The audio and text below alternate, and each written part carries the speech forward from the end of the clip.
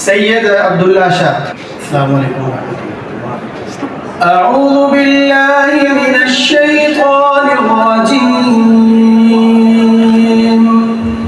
بسم الله الرحمن الرحيم.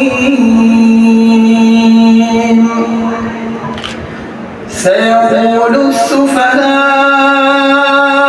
من الناس ما ولاهم عن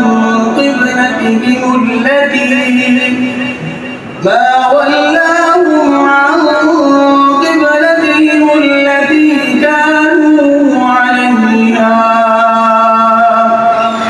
قل لله المشرق والمغرب يهدي من يشاء إلى صراط مستقيم.